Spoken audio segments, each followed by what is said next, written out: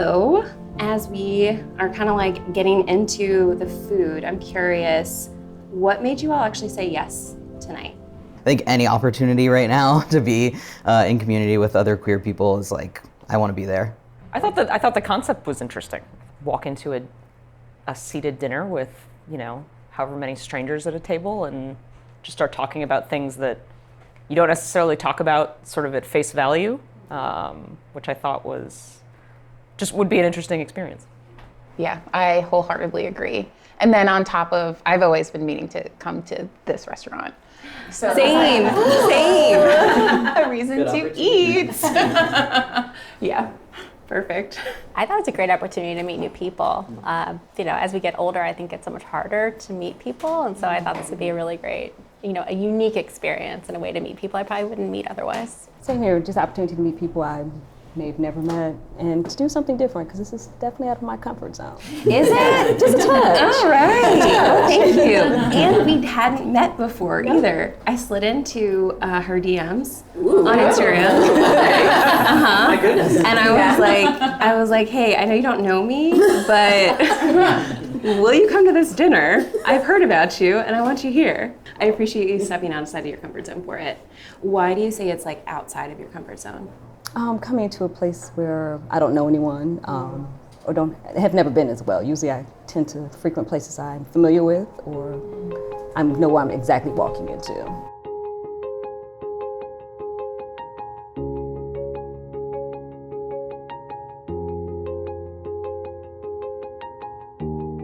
I'm Leah James, and this is the Traveling Table Dinner Series. I really appreciate each of you being here. It means a lot that you all agreed to come to a dinner where you don't know anyone at the table except for kind of me. There's two of you who I'm meeting for the very first time, which is amazing. Two people that I'm meeting for the very second time, and I only kind of met you in a work setting at that. Yeah, LOL. Right? And only one other person that I've actually known for a little while. And for it to be specifically a queer-centered dinner, I just think it's incredibly special. Thanks for trusting the process and being here and being open to who I also brought around the table. Hi, everyone. Julie Hopkins, and my pronouns are she, her, hers. Hi, I'm Gab Sussman, and I use they, she pronouns. Hey everybody, I'm SJ and I use they, them pronouns. I'm Leah, spelled differently. She, her pronouns. I'm April Watkins and I she, her pronouns. Questions. There are three of you that chose the same question. Stop it. Wow. Yeah, so It's a good question. Yeah, it's a great question. We'll come back to that one. Okay. I just wanted to call that one out. Oh, dang. Yeah. But you're not going to tell us which question or which You'll people? figure it out in We'll like find out. 2 seconds. Elimination. Okay. Yeah. All right. What I really like to do is actually start with Julie. Oh. If you want to ask your question and answer it, after you do that, you're actually going to pass your question to someone else at the table. Oh. And they also get to answer that question with you.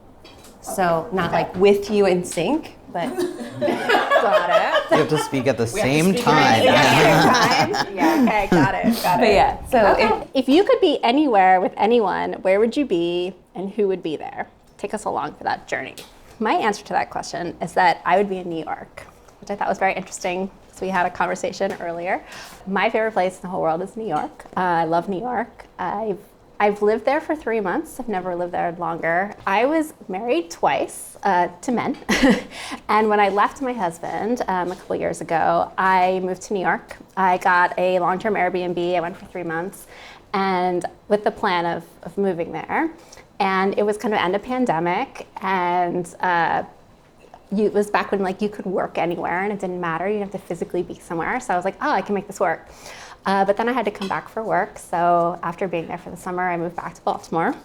But it was probably like the best time of my life. I absolutely loved it. I feel like I belong there. It's there's something about the energy and the people, and I just really thrive off of that. And I love everything about New York. I love just like walking, people watching, and sitting in a cafe and having coffee or like drinking wine and just kind of absorbing it all. And I feel like it's where I'm meant to be, and I'm hoping that one day I will get there permanently. And who would I be with? I'd be with my dog. So I am a dog mom. I love my dog. I have a 1.5-year-old black lab, and she's like my everything.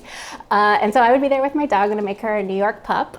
She'll be there with me. But my plan is to be surrounded by my friends, my like chosen family, and I would make a life there. So that is the answer to the question. Who would you like to pass your question to? I'll actually pass it to Leah because you lived in New York. So. Oh, okay. So I had a more sort of historic look back in time answer to this question that I thought about. So a big hero of mine is Ruth Bader Ginsburg. And I would love to sort of go back in time and sort of be a part of her life when she was in her, late 20s, early 30s, really sort of coming into her own. She was fearless in a time when women were scared. Women were told that they had no right to be in certain spaces, and she just refused to accept that. And I find it a very admirable quality, and it's something that I sort of would love to strive for, in that sort of strength of self and strength of conviction in who you are and not letting anybody tell you you can't do something. It speaks a lot to how I didn't come out until later in life, and so I feel like I felt like a good portion of my sort of formative years, so to speak, I was trying to be something that I wasn't. And she's very aspirational because she never took on that identity. She didn't care who told her or who, said that she couldn't be something, couldn't do something. And that's something that I very much look up to. Do you feel like you take some of that learning or some of that inspiration and still like pocket it into parts of your life? Like, I try. Yeah. I think it's something that I'm still working on. It's sort of it's a bit like an onion. I'm sort of peeling back layers as I get more comfortable with myself and with this identity that I've always felt but have never outwardly lived. It's a work in progress.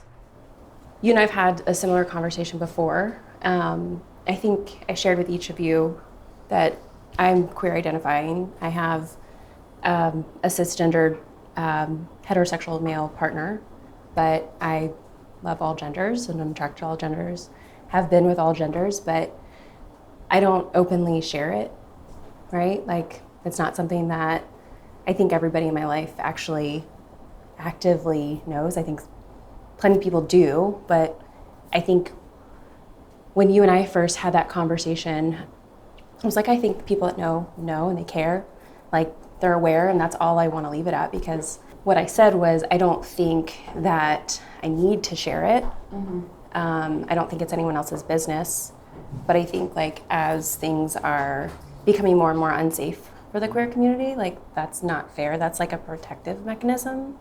And I know that, but I think I chose to not know that, right? Like I chose to ignore it because it was safer for me. Mm-hmm. So yeah, I like definitely resonate with what you just said for that reason. Yeah, I mean, you and I sort of, that was one of the things that we connected on, was the fact that we both, it's not something that we're not the types to sort of shout it from the rooftops necessarily, but the people that we want to know. Mm-hmm. The people that we care about know. And we're kind of happy with that. But at the same time, there is that sort of thing in the back of my mind of, why not be more proud and open about it? What's stopping me from shouting it from the rooftops? What's below the surface on that? Yeah. Do you feel that this dinner is like a coming out for you? A little bit. I do too. Yeah. Yeah. It's a little daunting, but no, I think it's something that I need to do, I wanted to do, and this is just a good outlet for it. Well, we're here with you. Yeah, Thank you. We got you. We got you. From that, now that we unpacked that a little bit more, we were just leaving off on like just sharing about wanting to be more open and talking about it because of like right now, especially with the queer community being very targeted. I thought it was really interesting that I was reading recently about all the spaces that are closing down. And I'm wondering if that's playing a role too for you all as you're like trying to connect or like trying to find that community. Is that playing any sort of role that there aren't a lot of spaces in Baltimore currently that are like queer specific? What's closing? Oh, there are like several Everything, different, basically. yeah. Yeah. Well, I think Baltimore is the first place that I've lived that hasn't had a lot of like, or doesn't anymore have a lot of like queer dedicated spaces. And I think that has like forced me, at least, and a lot of people in my community to like create our own communities. And that like is a special thing.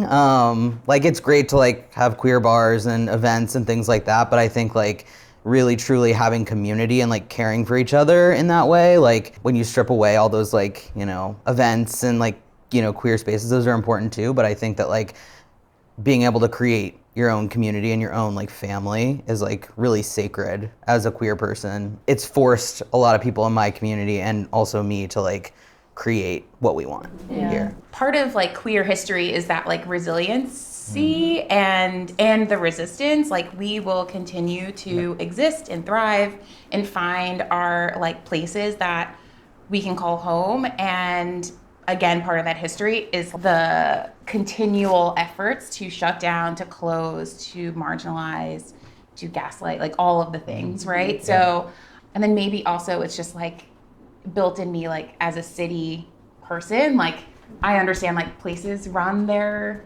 lifespan, right? Like it's hopping, like, oh my God, it's hopping.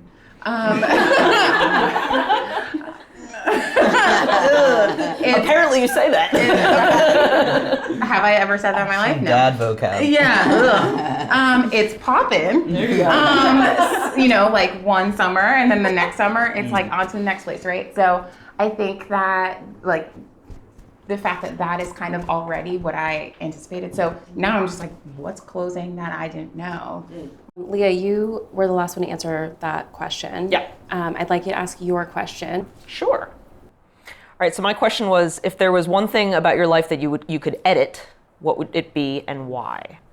The thing that I would probably edit is I hate to say sort of coming out, but living sort of truly who I am, and waiting so long to do that. That would be the one thing I would change. I feel like I missed a huge opportunity being in my mid-20s and living in New York and trying to be something I wasn't.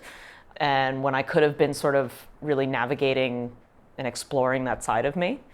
And I just think it's something, I feel like I lost a lot of time.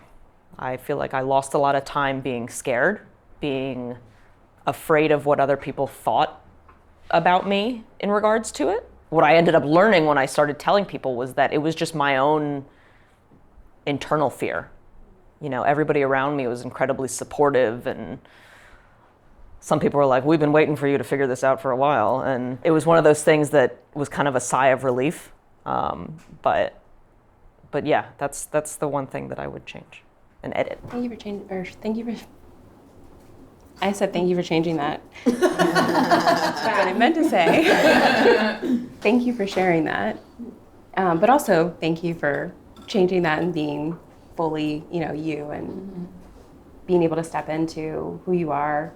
Life isn't as nearly as amazing if we're not living out and fully who we are inside and like how we feel, you know. It turned my life upside down when I finally decided to sort of live my truth, so to speak. It was like I saw sort of the other side of things, and I was sort of looking through like foggy glasses for so many years. And it was like a light bulb went off. Does that resonate with anyone else? I feel like the same thing could be coming out of my mouth. Yeah, absolutely. I was trying very hard to fit into like what society thought I should be, or you know what I thought my parents wanted me to be, and was miserable and never could really figure out why I was miserable. And then it took me a very long time to kind of come to terms. But yeah, it's funny that I feel the same thing. I have regret. I went to a women's college, and talk about missed opportunities. And Anna was on the softball team. Like, I mean, come on. Everyone knew. Everyone knew but me. Teeing it up for yourself. Yeah, everyone knew. My ex was like, wait a second, you went to a women's college and you played softball and you had no idea that you were gay? And I was like, yeah, well, there we have it. So yeah, I also feel very much like I had all these opportunities that I missed out on. So yeah, I feel like I do have a very similar regret. So literally everything you're saying, I'm just like, I'm there with you. I have this sort of internal sense of guilt because I didn't have like a tough environment to come out in. I wasn't faced with a family or friends that were, not supportive, so to speak. I still have this guilt of feeling like, why were you so scared when you were brought up in such an environment that was loving and caring and supportive? Why were you so scared? And there's a lot of people out there that have it a lot harder than I did. And that's one thing that kind of eats at me a little bit. I think the reason why I had a reaction is because I used to feel like that. I used to feel like, oh, if I only could have figured this key thing about myself out earlier, everything would have been so much better. I came out as queer, I was 21 or 22, and I felt late to the party then. And then I came out as trans when I was 28, so only a few years ago. And I used to be how was I the only one that didn't know this about myself? It's such a key thing to who I am. But now I feel like everything happened the way that it should have happened. I came to these things in an organic way, the way that they were supposed to happen for me specifically. If I would go back and edit something and it was to find that stuff out earlier, things would be so different in my life. Maybe positively, maybe negatively, maybe the same, who knows? But for me right now in my life, I am so comfortable in who I am and set in I know myself now. And I don't wish to go back and know myself better at a different time in my life, because this is where I'm supposed to be. Or at least that's how I feel, so. Yeah, that's really beautiful. It's everything happened and unfolded exactly how it was supposed to, and I think that's powerful. Yeah. It allows you to kind of also let what was before that be what it was, because there's things that you had to learn then, there are lessons that you adopted or digested or whatever, so. Yeah, and I think a lot of trans people also, they don't, have the vocabulary, or they don't have certain things to describe who they are. And I definitely didn't until, more recently, but the person that I was previous to transitioning, I had to be that person at that time to get to where I am now. There are a lot of trans people that want to cut off that part of their life, and I understand that, fully understand it. But for me, it's I had to be that person to survive to get to this point. So for me, it's I don't want to cut that person off. That person is still who I am in a way, but it's just the evolution of who I am. Leah, who do you want to pass your question to? I'm gonna pass my question to April.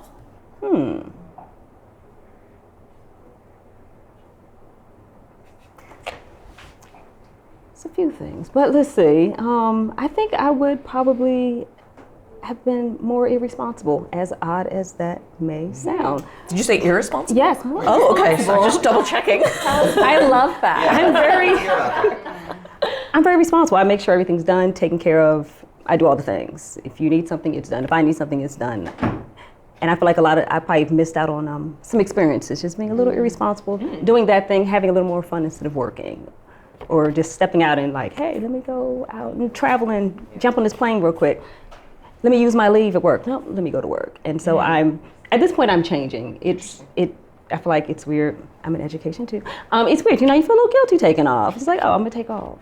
But I'm at this point, I really don't care. I mean, I do care about my job. Those children are lovely. But, I have to live. And I feel like I've probably missed out on some experiences, some things in life, being so focused and dedicated on getting things done and having to have things in order. What do you feel like you've missed out on? Just life experiences, seeing the world, traveling, doing things, because I like to have things in order, in a certain order. Everything has to be a certain way. So I'm breaking out of that. It's a tough shell to break out of when you're used to things being in order. My friends would come over to my house and everything's in order. They would move a book. so they could see me put the book back. I'm like, y'all suck. But just learning to live, And some people say, oh, you do live. I'm like, well, for you, maybe that's what you see, but for me, I feel like experiencing more, and I feel like I may have missed out on some experiences. So going forward, is there like an experience that you're like, I really want to step out of my box to do X? There's nothing I'm not going to do at this point. So if someone says, let's go, I'm gone. One of my friends like, I'm going to Bali in August. I said, no, so am I. And here we go, let's go. Let me get this ticket and go. Like there's nothing I'm not going to do at this point. Cool. And life's short, so why not? We don't know when our last day is, right? Yeah. So why not?